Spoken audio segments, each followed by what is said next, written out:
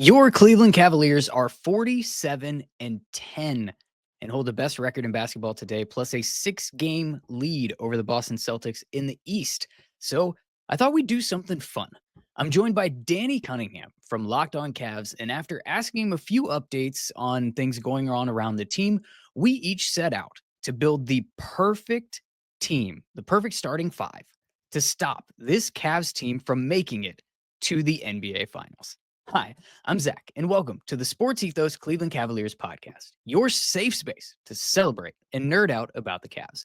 And when I say nerd out, you know what I'm talking about. We're talking hoops backed by stats you've actually heard of. To join the discussion, just use hashtag CavsCast on social media. Now, let's get to the fun of the episode with Danny. You're listening to the Sports Ethos Cleveland Cavaliers podcast. Today, I'm joined by Danny Cunningham, who covers the Cavs on a daily basis as host of LockedOn Cavs podcast, as well as writing about the Cavs on his Substack, The Inside Shot.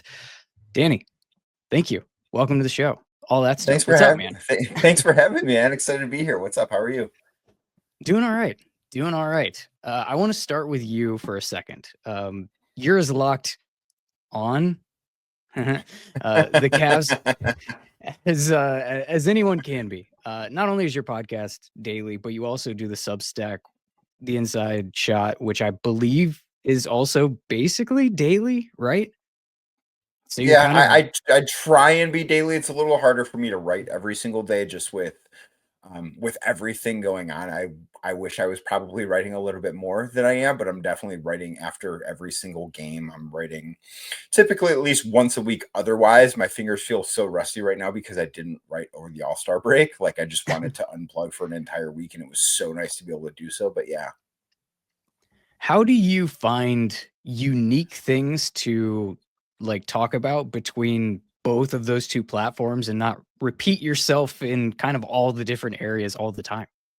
Right. So there are always going to be some things that there are overlap. Like, if there's something big that happens, I can't not talk about it on my podcast, and I can't not write about it. Right. Like, I can't just totally, there has to be some overlap too. And it's not as if the audience is completely the same. Like, everybody that is a paying subscriber at the Inside Shot doesn't necessarily listen to LockedOn Cavs. Everybody that listens to LockedOn Cavs doesn't necessarily pay to read what I write over at the Inside Shot. So there is enough of a difference in terms of who is actually consuming the content to where I can, some of the stuff is overlap. What I do feel like I can do because of the medium, because I can kind of use visual things, and I can kind of get a little bit more into the why and the minutia of things over in the written form at the Inside Shot, where I can dive a little bit deeper in a way that is maybe easier for me to explain using some of the, I guess, like, nerdy basketball lingo that you would think about. Like, I don't want to, on my podcast, I don't want to reference, the Cavs net rating is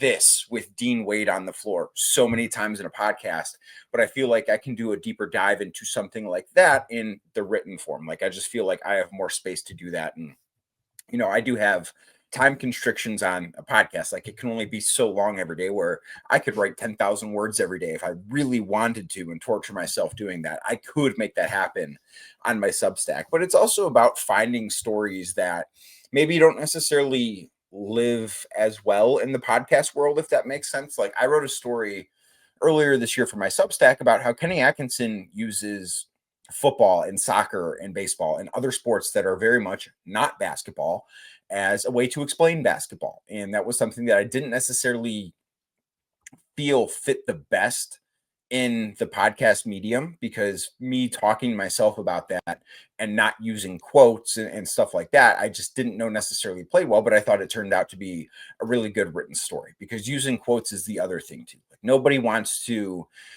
tune into any podcast and listen to someone read what someone else said, unless it's like a really important quote. And I've done this before for things that I think are very, very important.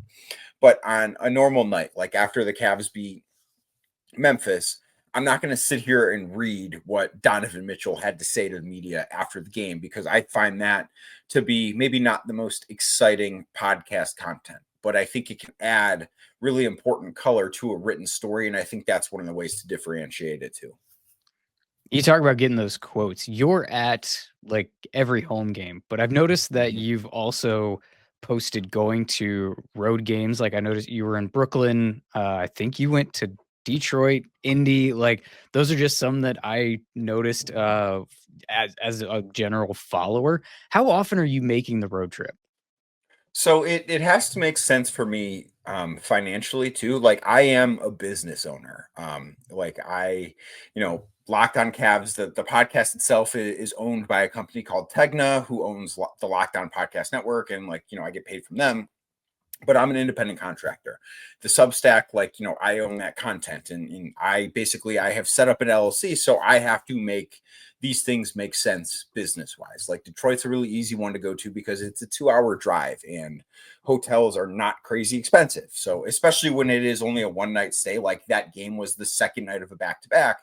So that means there's no shoot around for the Cavs. There's no availability until 90 minutes before tip off for Kenny Atkinson. So it just makes sense to do that type of thing. But there have been other games that I viewed as like some really big moments for the Cavs where it was worth spending the money because I felt like I would get a good return on investment. And, part of it too is I felt like that there were unique opportunities for me to cover this team in a way that maybe not a ton of other outlets are covering this team. So I went to the first road game I went to this year was actually the Cavs' first loss of the season in Boston back in November.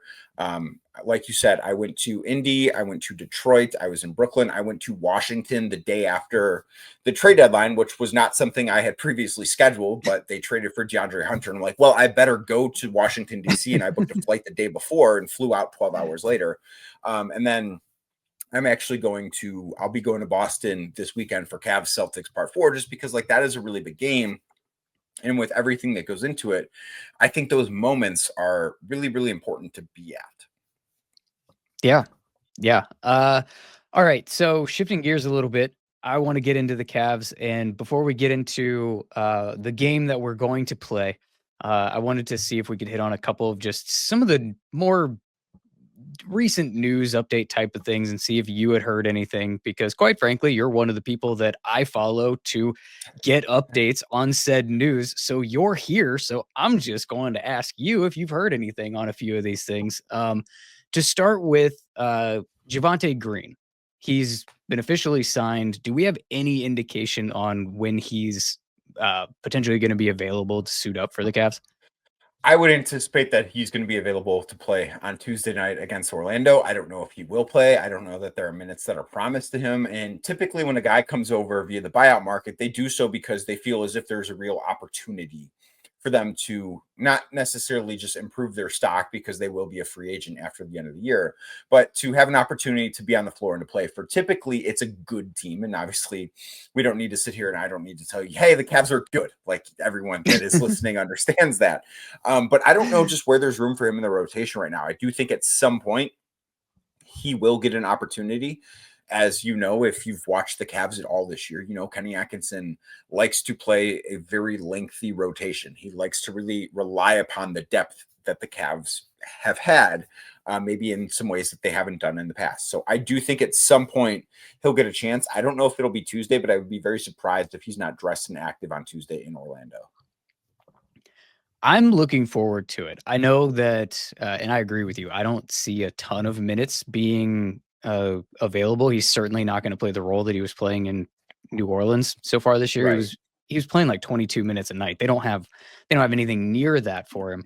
But I would be lying if I said I wasn't excited by the idea of some of the lineup combinations defensively that Kenny Atkinson could throw out there that include him in the length that he has in it now, between him and DeAndre Hunter and the two bigs like Wade. There are some long, long, long lineups that could be on the floor for the Cavs, in even if they are just spot minutes now that he's in the fold.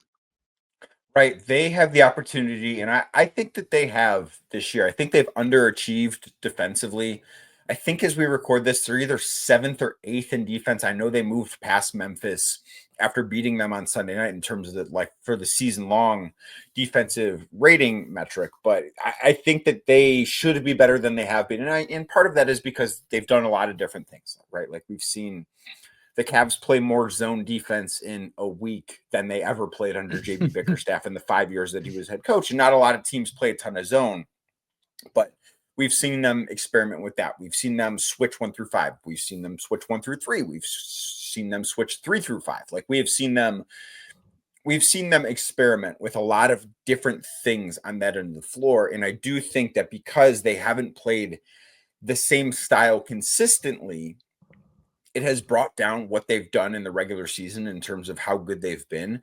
But I also think that that's something that they want to be more versatile when the postseason arrives, because to beat a team like Boston, you're not going to be able to just play the same defensive coverage for 7 straight games and win 4 of them. Like that's just not going to happen. You're going to have to be able to change up your looks. So that is something that they've wanted to do. Is like, hey, we need to be a more versatile defensive unit. If we take a step back in the regular season, but take a step forward in the postseason, it'll be worth it. Yeah, that's something that I thought that we'd touch on a little bit here is the defense. They've been on an absolute roller coaster. I pulled these. Now I did pull these before the Memphis game, but just as a basic, like just as a basic, let's call it an inconsistency trend. I figured that I'd rattle them off here quickly. Putting October and November together, they were 12th in defensive rating at 112. In December, they were 3rd at 106.2, which is something I remember hearing you talk about, how much better they had been on defense in December. They went ahead and followed that up in January with 24th at 116.5. And now in February, they're back to 3rd at 106.4. Like, have you seen anything just in recent weeks that maybe explains a little bit of the improvement back to 3rd, or are we getting back to who this team really is defensively? And January was the outlier of what the heck is going on out there. So it's interesting because and I know you combined October and November, but November as a whole, like if you remove, I think they played 5 games in October and they were really good. Obviously, Yeah, that's why I put them 5 together. of them. But if you remove October, I think they were 20th in November. So the month of November, for the most part, was bad too. Then December was great. Like Evan Mobley was Defensive Player of the Month. They were 3rd. They were fantastic. They were forcing turnovers. And part of the struggle in November was teams were shooting above their head from beyond the 3-point arc against the Cavs, and they were giving up too many wide open threes, but also teams were making those wide open threes at a higher rate against the Cavs than I think almost any other team in basketball. So that was a big part of it too. But I do think that they want to get back to forcing turnovers. It was what game was it? I think it was the Brooklyn game where they just forced a ton of turnovers last Friday. And then obviously against the New York Knicks, like they played suffocating defense, and they're going to still, I think, be ebbs and flows with them defensively. But I do think with DeAndre Hunter in the fold, I think they've got a higher ceiling just because now they have more length on the wing. And that was an area where they've got good wing defenders. Isaac Okoro is a good defender. I think Max Strus is a good defender. Dean Wade's a really good defender. But now you have another guy that's 6'8" that can do that and has a wingspan of 7 feet plus, which the Cavs remind everybody anytime they talk about DeAndre Hunter. But that is something that I do think will help them because it shrinks the floor for opponents. Like there just is now less space for Cavs opponents to operate offensively. And I think that would be a really big plus for them as the season winds down. Are you surprised at all that instead of moving DeAndre Hunter into the starting lineup, that Kenny has decided to more like pair him alongside Ty Jerome as like early off the bench guys and keeping Strus as that 5th starter? So the Ty Jerome stuff, I don't think is all that surprising, just because you look at what the history, right? Like those two are best friends. They played collegiately at Virginia together. Like they have such a relationship that it's something that it makes sense for them to be able to keep it together. And Kenny's not going to commit to keeping Max Strus in the starting lineup for the rest of the season. That's not something any coach should do because things can change. But and this is according to Cleaning the Glass, but Max Strus has played 261 possessions with the core 4 so far this year. It is the 3rd most common lineup that the Cavs have played.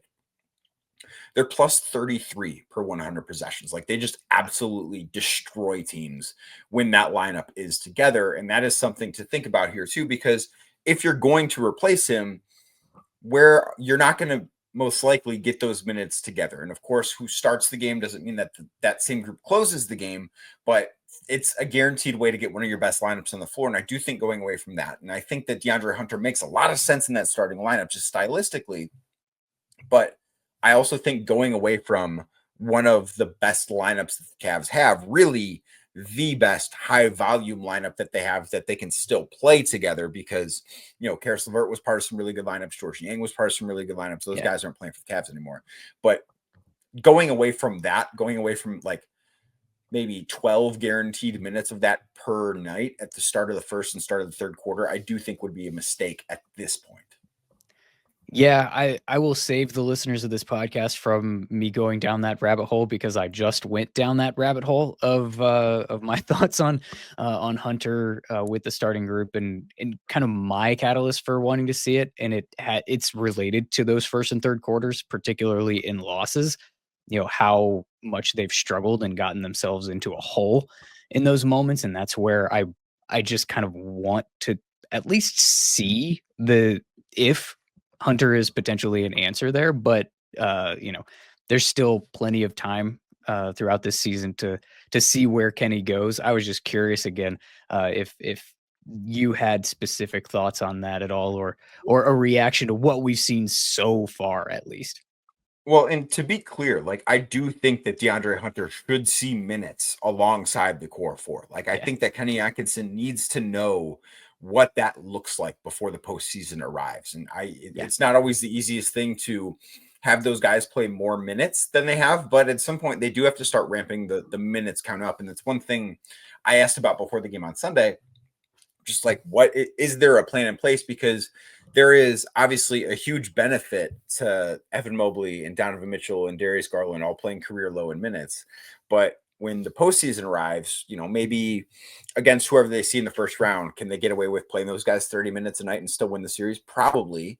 In the second round, can you do it? I don't know. Can you do it against Boston? Definitely not. Like, you're going to have to ramp those guys up. And maybe as part of the ramp up period there, we start to see DeAndre Hunter with that group. And that could be interesting too. Yeah, for sure.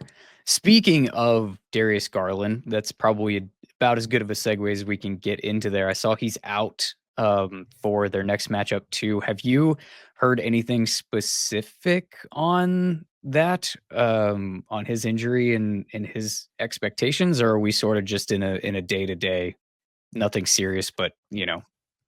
So with Darius, you know, it's a hip injury. Like the game against New York, he hit his head on the ground really hard, right? And like, I was stunned he was able to go back in the game. Like it looked like his head dribbled off the floor. I would be very surprised if he misses a significant amount of time. Obviously, he didn't play on Sunday against Memphis, but Kenny Atkinson, he seemed to infer that things were trending in the right direction. Don't know if he'll play against Orlando on Tuesday, but I would be fairly stunned if Darius isn't back on the floor at the latest by Friday against Boston. Like, that would just be a really surprising thing to me if he misses that much time, because he is somebody who has been really available this year. And I think that that game in particular is going to be really important just from a lot of different standpoints. And I think that having him on the floor is something that will happen. And I think it's important that it does. Yeah. And we saw Jarrett Allen play despite the hand. It was kind of like it was taped up, but it didn't stop him from posterizing John Morant with it. So that was cool. Give him a hug too. Yeah. Yeah. I mean, for all the things that you can say about John Morant, entertaining is always going to be high on that list. And that was a very enjoyable moment as somebody who just It was loves wholesome. the joy of basketball. Yeah, exactly. Like I sometimes I feel as though the world and NBA fans and the internet and social media need to be reminded on occasion that this game is fun. It is fun. It is very fun. And I think that was a good reminder of it. I think that's a really good point, Zach. But no you haven't heard any concerns with like, because I don't think I saw an official update on that MRI or anything like that. So No, I mean, the no fact that he was concerns. able to play through it, I think is Yeah. a really good sign. Like, if there was something to really be concerned about, I don't think he would have played in a game that, let's be real here. Like, these regular season games, the wins and losses matter to an extent, but they really don't matter that much. Like, the Cavs have a 6-game lead over the Boston Celtics for the number 1 seed with 25 games left to play. I just don't see a world in which I'm not sure they're going to lose 6 more games this year. If they do, Boston's not going to go undefeated the rest of the season. Like, the Boston Celtics will not win their final 25 games of the year. I am ready to go on record and say that. So I just don't think that he would have played through it. I do think it's important for him to be available. And this is something I think I talked about it on Monday's edition of LockedOn Cavs, but Jarrett Allen has been, he's been called soft nationally. The last couple of years with what happened in the postseason series against New York, which I think is really overblown, what happened with him missing the back half of the series against Orlando and then the entire series against Boston the postseason last year. But he's played every game this year. And I think it's a really important thing for him to play as many games as possible, potentially all 82, if he's willing to stay healthy. But I also think that if the injury were serious, if he were in jeopardy of having a legitimate injury or injuring it further, I don't think he would have been on the floor. Yeah, I tend to agree. But again, when I have the opportunity to ask somebody that's actually around and can ask these questions, I figure it can't hurt to ask you. Last one before we get into kind of the fun portion of our episode here. What do you think of Nae'Qwan Tomlin so far? If my math is mathing, I think they have until like this weekend on his 10-day to kind of figure out what's next. Like, what's your initial indication on like how he looks, what you've liked, and whether or not he, has any chance of sticking around? So he's had a really nice year, obviously with the Cleveland Charge in the G League. Like, he earned the opportunity to be with the big club for 10 days. And I don't think that this is something that's going to continue. I would be surprised if the Cavs kept him around. Like, I think they would prefer to have the flexibility at the end of the roster, and they need to have 14 guys under contract. Right now they have 15 since the Javonte Greene signing. But I think he's a really cool story. I think that he's had a great year with the Charge, but I also just don't think that he's necessarily in the plans for the rest of the season. I think that maybe he's a guy that you want to continue to see how he develops, considering he's such a late bloomer and didn't play basketball in high school. Is that worth keeping an eye on? Sure, but he's not somebody that I look at as, he's not going to make any difference whatsoever when the postseason arrives, and I would be very surprised if he's on the roster at that point. But could he be a guy next year that's maybe on a 2-way contract? That world could exist. I don't know, but I just don't see it as anything more than that for this season. Yeah, I think it's going to be interesting now that the Javonte Greene signing has happened, what they decide to do with that 15th roster spot. I think a lot of at least the conversations that I was having with, other guests on this podcast was that the like expectation would be that they would hit the buyout market and try to get a backup big and then maybe use that 15th spot to maybe convert one of the 2 ways into like a team friendly long term type of a contract, a la what they did with like a Sam Merrill, and Craig Porter Jr. I believe also got that same type of a treatment once upon a time. But since they used their it's not like you only get one ticket to the buyout show, but Right. like since they used the 14th roster spot that they had to fill on wing depth with Javonte Greene, it leaves me a little bit more curious with what they plan to do with the 15th spot. Do you have any opinion or inclination of what you think that might look like or how that might shake out? I think that I think the buyout market in terms of backup bigs, sorry, is really thin. Like, I just don't see it as there's nobody that's available right now that is going to come in and play minutes. And, as we mentioned with Javonte Greene, like, that's typically part of the deal. Guys that arrive on a buyout want to play minutes for the most part. And the Cavs don't have any minutes to offer when they're fully healthy. And even when they're not fully healthy, I don't know that there's more than like 5 or 6 minutes a game for a third big guy to play behind Evan Mobley or Jarrett Allen. I guess it would depend which one of them is not healthy if you want to go down that road. But I wouldn't be surprised if they go into the postseason with just 14 guys under contract. Like I don't know that they need to go out and add somebody else. I don't think that there's anybody out there that changes the trajectory of this team. Like, do their odds of winning the finals increase if they sign a big man on a buyout? Probably not. And I just think that's probably the best way to look at it. If there were better options out there, sure, I think it's worth entertaining, but I just don't think there's anybody out there that's really worth an NBA contract right now. So what you're saying is Mo Bamba doesn't move you?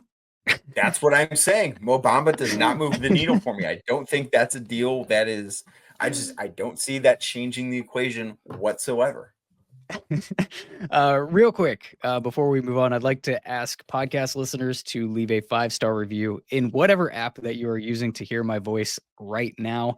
If you want to take the extra time and go the extra mile to support it with a nice review, give me the warm and fuzzies, make me feel all good about it, but also tell these evil algorithms that we're actually worth being served up to people and grow the audience of like-minded Cavs fans just like you.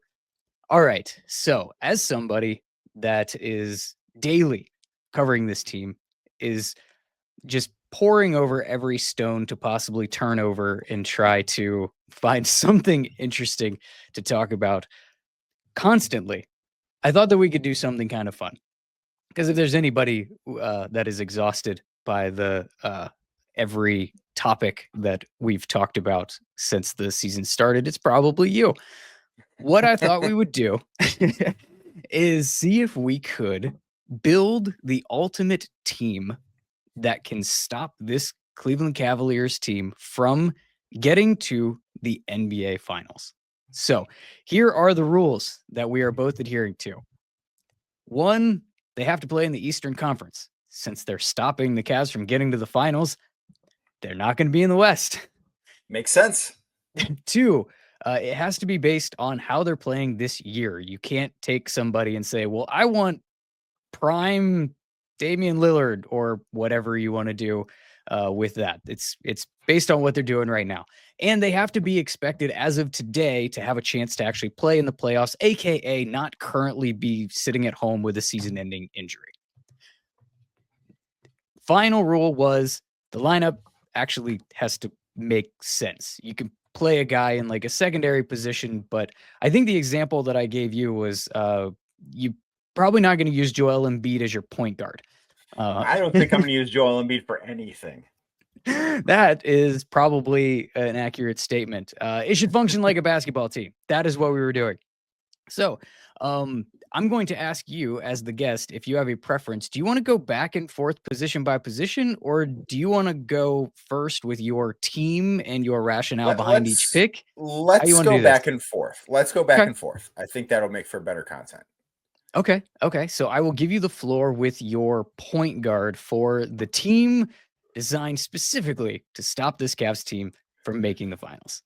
So my point guard is going to be Cade Cunningham in Detroit. I think that he's obviously having a fantastic season for the Pistons. I think that he's probably going to find himself getting MVP votes. He finish 7th in MVP voting. I think that's a possible thing.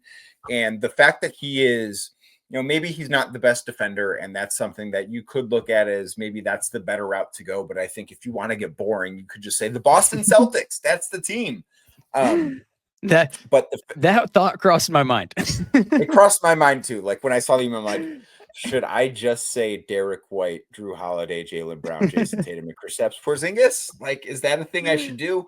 But no, the fact that he's a bigger guard, that he's 6'7", 6'8", can score, can pass. Like, I just think that he's somebody that would give any team fits this year in the postseason. And I'm very interested. I'm excited to see what he looks like when the playoffs arrive, because that team's going to be in the postseason.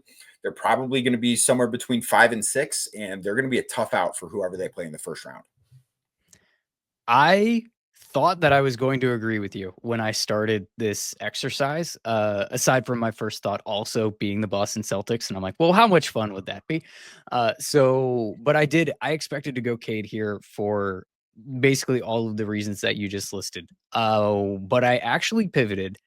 I pivoted to Dame Lillard, not the prime version, but the actual this year version, particularly because the Cavs, as good as Cade Cunningham has been against the Cavs, they've been able to force him to do it very inefficiently. And with a guy like Dame, in 2 matchups this year, he's averaged damn near 40 a game against the Cavs. It's like 38 plus in those 2 games. He's added 8 assists. He's shooting over 60% from 3 against the Cavs in the 2 games. While the Cavs did win them, they did lose the minutes that Dame Lillard was actually on the floor against them. So there's been something about Dame getting to play against the Cavs this year that's been like the fountain of youth for some strange reason that I cannot explain for the life of me, but it's existed. So I figured at the very least, if you want somebody that's going to get some buckets against this Cavs team, not a bad option. I do think there's not a bad way to pick Damian Lillard, right? Like he's one of the 75 greatest players of all time. But I also look at that and say, would Dame be able to score a bunch of points? Yeah. But I also look at it and say, Damian Lillard has no chance at stopping Darius Garland or Donovan Mitchell. And this sounds crazy because of the weight that their names all carry. But if you're drafting right now, those 3 guards for your postseason team, Dame is probably the third of those 3. Like you're picking Donovan before. I think you're probably Darius with the year that he's had before Damian Lillard this season. Like I think both guards for the Cavs have had better years than Dame has, especially when you factor winning into it. Like the points that Dame can score is great, but I also think that he's such a turnstile on the other end of the floor that I just don't know that that's the direction I would go. But he can light it up, unlike very few other guys in the league. Absolutely. And I would agree with you. I would take him third in that particular draft as well. Who did you have at shooting guard?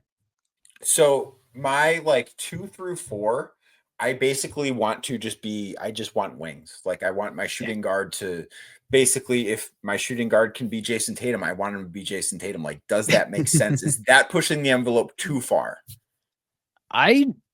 Depending on who your other guys are, I don't think that it does. I think if you, like I said, depending on who the rest are, I wonder if there's versatile wings can play versatile wing positions in my mind. And I'm sure that there are lineups that the Celtics wish that they could throw out there where they're like, yeah, or they probably do, honestly, because you can flip a coin between like him and Jaylen Brown when they're on the floor, who's really playing the 2 or the 3 if they're out there with like both the bigs. So I don't see a problem with it. You know what? I'm actually going to go Jaylen Brown instead because this year, Jaylen Brown has been, I think, the better player of those 2 in the matchups against the Cavs. Like when the Cavs have played the Celtics, not that Jason Tatum hasn't had really good moments because he has. Like he was awesome in the game back in November in Boston. He hit a bunch of threes and Boston shot over 50% from deep in that game. But I will go Jaylen Brown just because I think he's been the better, more consistent player for Boston, specifically in games against the Cavs. And the other thing that I didn't tell you, I'm trying to only take one guy from each team. Like I want to, so I'm ruling out the rest of the Celtics now because it's just not as fun for me if I can just pick like 4 guys from the Celtics and Cade Cunningham. So I'm not going to do that. That is a good note. I didn't limit myself to 1 per team, but I also did not load up with more than I've got. Oh, spoiler! I've got 2 from 1 team on this list, but everybody else I've only got the. Well, no, actually, I've got 2 from 2 teams on this list. So, well, I'm going to guess one of them's Milwaukee. Yeah, we gonna get there. But it's definitely not at my shooting guard position. My shooting guard position, I'm actually going Dyson Daniels. Oh, that's interesting. Because of the reasons that you picked apart my Dame Lillard choice, I want a defender next to Dame. And if there is a defender in the Eastern Conference in the backcourt that you can take, Dyson Daniels might be that defender in a lot of ways, particularly because he's also the size of defender and the type and style of defender that has been particularly troubling for the Cavs guards so far this season. You're talking about the length, you're talking about the size, and you're talking about the physicality and the way that he disrupts the game from his position on the defensive end. And he's probably the most disruptive backcourt like defender in basketball. He leads the That's league fair. in steals at 3 a game, and it's not even particularly close. The next closest, again, were as of I think it was what was it? What day is today? I think I pulled this stuff on like Saturday. So there's been one game, but the next closest at that time was SGA and Tyrese Maxey, who were both under 2. It's bonkers. It's insane. The season he's having for Atlanta is absolutely Yeah. defensively. He's so good. Yeah, and he rebounds really well from the wing too, which has been a giving up offensive boards and long rebounds has been a bit of an Achilles heel for the Cavs this year as well. So while he can't score, Dame can score lots, and he can do the stopping of people from doing the scoring. Yeah, I think that's if you're gonna have Dame, I think that's actually the best route you could have gone for your shooting guard. I really do. It was true. It was probably either going to be him or Jaylen Brown, and I wound up with him. I can't hit on that. So where did you go for your called the other wing? We're going Paolo Banchero down in Ooh. Orlando. I know he's not having the best season. Obviously, he's dealt with some injuries. He missed around 2 months with that oblique injury, but I also know that he, in the 7 games we watched him play in the postseason, that this guy he's a dude. Like, he is a proven playoff performer, albeit a small sample size, but he has been there and had some really big games in the postseason. 6'10", does a lot of things really well, rebounds the ball at a decent level, can play make at a decent level too. Like, I think that is something that is important here, especially because I don't view Jaylen Brown maybe as the best playmaker playing shooting guard for me too. So having some playmaking on the wing in the form of Paolo Banchero and being able to guy that you can throw him the ball and just say, hey, go get a bucket. No matter where at on the floor, he can go and get you a bucket. So I'm going to put him there. He is definitely among the elite level of go get buckets, sir, please. Yes. At my 3, absolutely that. At my 3, I've got Jason Tatum, which probably shouldn't come as a giant shock to anyone. He's going to finish top 4 minimum of MVP this year for a reason.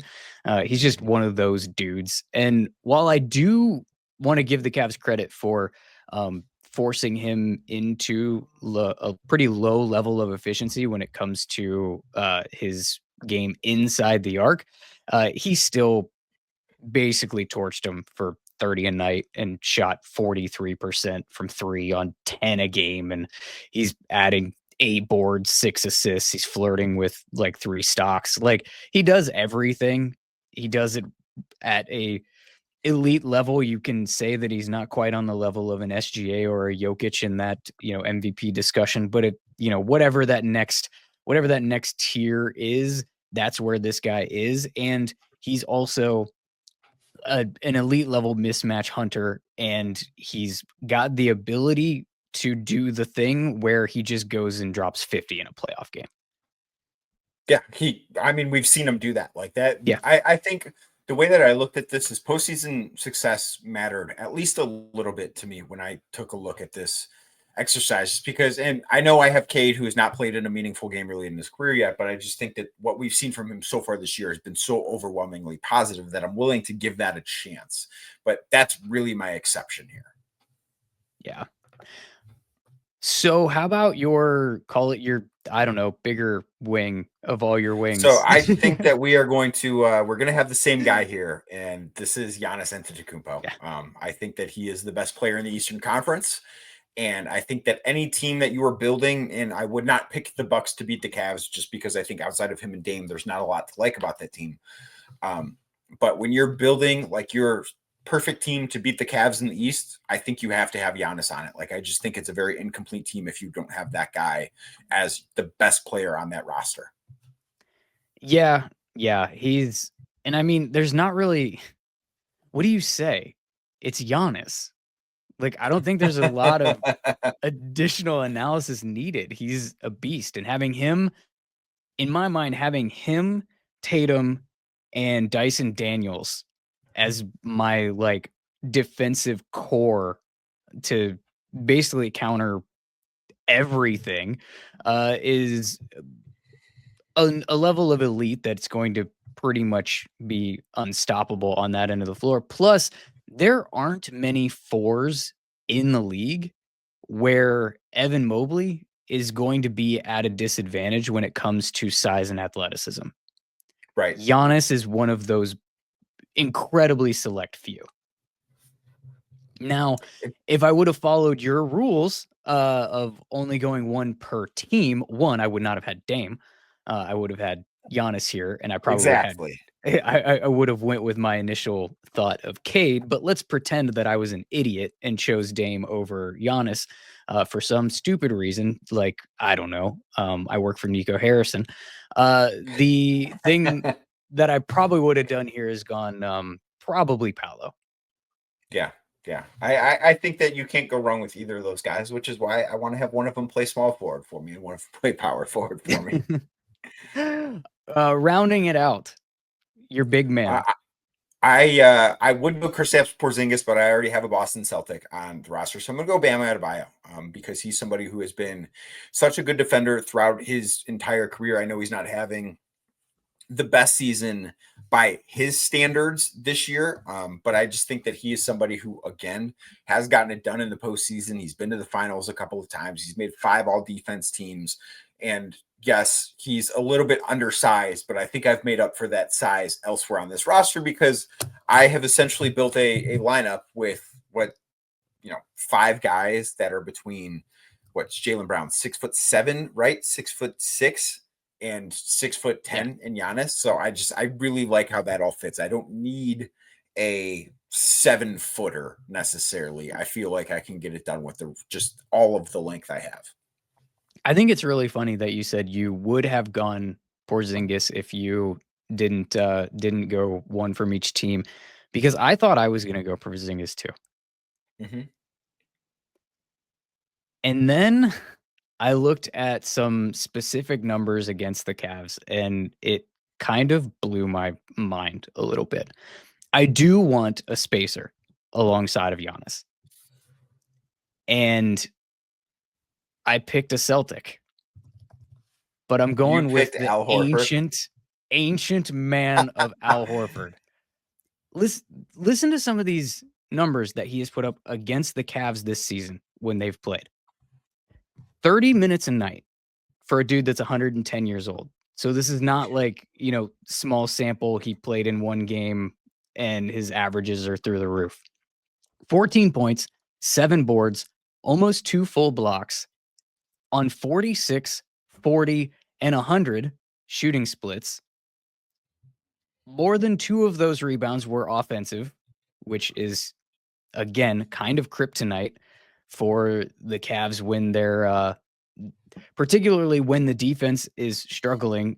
Part of the reason is because they're not cleaning it up, in those those either long rebounds or those weak side rebounds when the big comes over to contest and then it's just open on the backside, have been a problem. His plus minus against the Cavs is 14.3, which is the highest of any Eastern Conference player against the Cavs all year long. It's absolutely wild. Kristaps Porzingis is minus 3.5. So the reason I'm going Porzingis doesn't have a ton to do with Porzingis. It has everything to do with Evan Mobley, because in the 2 games that Evan Mobley has played against Kristaps Porzingis this year, he's averaging 8 points and he shot the ball terribly from the floor. I think he was 3 of 14 in the one game against Boston, and in the other game against Boston, he was 4 of 13. So he's been really bad offensively. And I think for the Cavs to get through, they need to continue to play offense at the level we've seen them play throughout the regular season. So if Kristaps Porzingis can shut that down, and I think Al Horford would have no chance of defending Evan Mobley, I think Kristaps Porzingis would give him problems on that end of the floor. I can't say that I disagree with you in the slightest. He has seemed to be like an X factor on the eye test. I couldn't argue with the numbers that Al Horford was putting up, and quite frankly, I didn't think you were gonna pick Al Horford, and I thought it'd lead to some decent I was not. conversation. I was not going to pick Al Horford. That is absolutely for sure. Al Horford did not cross my mind in my thought discussion here. All right. So if you are on YouTube watching this video, in the comments section, let us know which team you think is more likely to stop the Cavs from making it to the finals. Either mine with Dame Lillard, Dyson Daniels, Jason Tatum, Giannis Antetokounmpo, and Al Horford, or Danny's, which was Cade Cunningham. You had Jaylen Brown, you had Paolo Banchero, you had Giannis, and are you sticking with Bam, or are you going I'm switching going to Bam. I'm not breaking my Bam? rule. Okay. I'm with Bam. I'm not breaking my rule. All right. Let us know in the comments section which team has a better shot at stopping this Cavs team, or is this Cavs team just flat out unstoppable? Danny, thanks for doing this. Plug anything on the way out.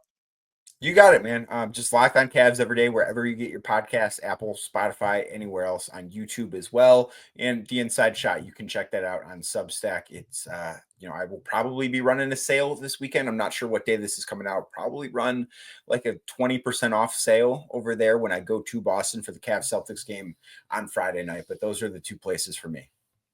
If you made it to the end, make sure that you are following the show at Ethos Cavs on social media, and that you click the follow or subscribe button in whatever podcast app or YouTube that you are using to engage with this right now. And now that the episode is over, go ahead and open up your app store, download the Sports Ethos app for one of the best blurb feeds in the business. Cavs players are in there. There's a lot of really cool fantasy tools. If fantasy basketball is your thing, it's there and it's free in the Sports Ethos app. As always, I'm Zach. That was Danny. Thanks for nerding out with us, Cavs fans.